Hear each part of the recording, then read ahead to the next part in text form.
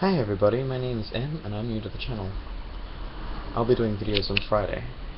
This week's topic is coming up, but before I get to that I want to tell you a bit about myself. So, I'm Australian, 22, assigned male at birth, pansexual, and I've been on estrogen and spironolactone for about a year. My pronouns are they, them, theirs. Gender is kind of an odd space for me because I don't feel like I've got an affirmative identity. I just don't feel like specific genders, but I still have an experience of gender, so I don't identify as agender either. Yeah. Explaining that to muggles can be a bit of a pain. So, coming out. It's a big topic for anybody who's not cis, and it's really personal too, because it's such an intimate thing to be sharing with somebody. It's also interesting because although people talk about it as though it's one act, it's really more like a way of life. Being out means you'll be coming out to people who are new in your life all the time, and sometimes it gets really draining and exhausting, and yeah, it also depends on the context of your meeting. I get read as female or male depending largely on my clothing, and that initial gendering that people do can be really annoying. I found myself being especially annoyed if they gender me male for whatever reason. I'm out to all of my friends, and most people that I interact with at uni, as well as my immediate family. I don't see my extended family these days, and nor do I particularly care to. The most important thing about coming out to someone is to make sure you'll be safe if they react badly. It's really frightening the way people react sometimes, and you need to weigh up how important it is to be out with them with how they might react. When I came out to my dad, for example, he refused to understand where I was coming from and insisted that I was suffering from some sort of delusion. This took place, that led to a couple of arguments and discussions over a couple of months, and then I started taking hormones,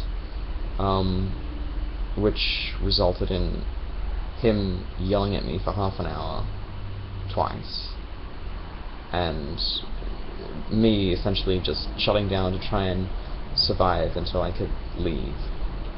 I haven't seen him again since then. It's especially telling. At the time I identified as a trans woman, so I wasn't even identifying as non-binary and challenging him in that way. So, being safe, some things you need to consider. Will you be physically safe? Will you be mentally safe? And will you have access to necessities for survival, so clothing, food, shelter, that sort of thing? In my situation, I took steps to ensure my physical safety. I did it around my siblings and my dad's wife, where I could be reasonably sure he'd abstain from any sort of violence against me. I did it before he had any alcohol, and I was reasonably certain that he didn't actually want to hurt me, which was reassuring, somewhat. Mental safety. I spent the entire day beforehand psyching myself up to tell him, reinforcing my own identity to myself, and talking about it with close friends beforehand, just to make sure I knew what I was going to say and how I was going to say it, and how to, I don't know, try and be as diplomatic as possible, I suppose. So yeah, it also helps that I tend to be kind of stubborn when it comes to people's opinions of me and their perceptions and their realities, and incorporating them into my own. Doesn't happen a lot. So luckily I'm resilient in that way, and it didn't affect me that much. Necessities for survival were covered because at that point I was living with my mother, and dad and mum were separated at the time, so I was already living somewhere else and not relying on dad for supplies for survival. So yeah, but it's a good thing I was able to get away from him in that way. If I didn't have that option, I would probably have to either stay around him where I didn't feel safe, or I'd have to spend time at a friend's place until I got a place of my own, or something like that. So, you know, it's pretty life-changing, serious stuff. Coming out, it doesn't always end badly. I've had good experiences as well, and I'm gonna share one with you. But first, I really need to emphasize that it's a very volatile subject, and people can either be really supportive or really aggressive and unpleasant. And it's important that you make sure you're going to be okay. If you need to come out to someone, then you need to make sure you're going to be okay if they don't react positively. So, some good experience I've had coming out. I met a wonderful girl through a friend, and we got on really well, and we started dating. At the time, I was very nervous and very unsure of my identity, and not out to many people. But I thought it was important that she know, because, you know, I like to pride myself on my honesty, and I like to make sure that I'm, you know, a good person to rely on in relationships. So, yeah, I worked up the courage, and on my third date with her, I told her. The circumstances were very different to my dad's, which was actually afterwards, but anyway. So I ended up talking with her about it in a park in the middle of a suburb in, like, when no one else was around. It was just us two. So if I was unsure that she'd react positively, it would be a pretty awful situation to be in. But I had a good feeling about her, you know, hence the dating. And when I told her, she smiled, and she was really respectful and supportive, and we talked about it, what it meant to me, and what was involved in what I wanted to do to transition, and we held hands through the whole conversation. It was really affirming and lovely. Yeah, we're still good friends, so, you know, that's telling. I also want to talk a bit about what it means to be out to someone, from my own experience. It's going to depend on the person a lot of the time. I've had people not change behavior at all, which, you know, depending on their behavior beforehand, can be either really frustrating or it can be really wonderful.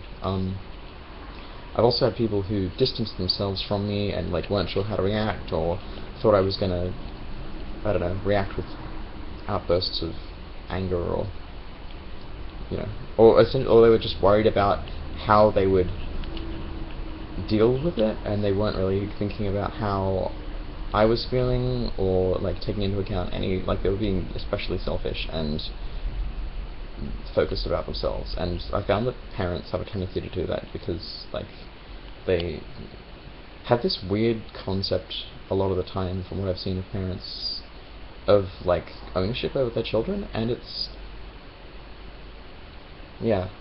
strange. But also it means that they think about themselves a lot when it comes to, like, and how it will reflect on them, and how they can deal with it, and how it's going to be a really awful thing to, you know, try and use your pronouns, which is, you know, crap. It's crap. If somebody doesn't use your pronouns, they don't respect you. That's just the way things are. I don't make the rules. So, yeah, I've had people not change their behavior. When I come out to people who aren't cis, it's much easier to deal with, because a lot of the time they go, oh, okay, we have this sort of experience in common, and I experience this differently, and I experience this similarly, and I had some issues with my parents, but that's all fine now, and these are my pronouns, and yeah, it's much more affirming and much more, I don't know, it's a less intense experience, because you know that they have at least some common experiences, and it's easy to do, because you feel like they are going to understand you more than cis people are, because cis people don't have an understanding of trans people a lot of the time, because they are privileged in that way.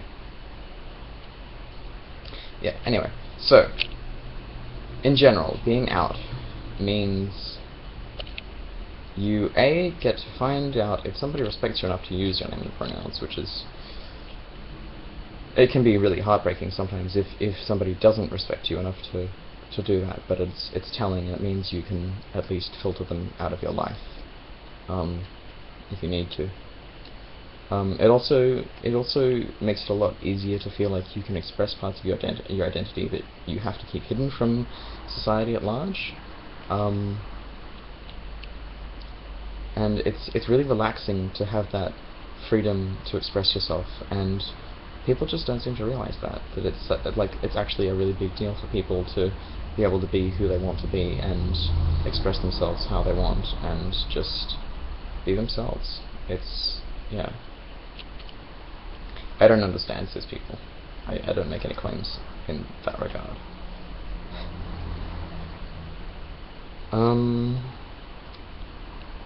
So yeah, coming out, it's a big thing to do, and it can be really wonderful to have somebody accept you, but it's a very volatile thing, like I said, and people will react badly and people will react positively, and you then have the option, I suppose, of making yourself feel safer with the people who do and removing the people who don't. So it sucks that people don't accept you sometimes, but it's the reality of life, and you can then not associate with them as much. So that's the biggest benefit is that people will be understanding of you, like, express yourself in whatever way you want to. That's the biggest benefit that I experience. A final note, if you're planning on coming out to your parents or carers, and you're not sure they're going to take it well, I know that at least in Australia, there are places that can offer you temporary shelter. I know my university does it, and it has, I think, up to 6 months temporary housing, which is, it's wonderful. I think a bunch of other universities in Australia do that as well. I can't speak for other countries, and I don't know if there's a list or this is just something you're going to have to inquire about yourself. I don't have access to a list of universities, which, would be really helpful, but it doesn't exist. Or at least I don't think it exists. If somebody finds me, let me know. If someone finds it, let me know. It'd be useful to have. Yeah. So that's coming out. Good luck. Stay safe. I will see you all next week.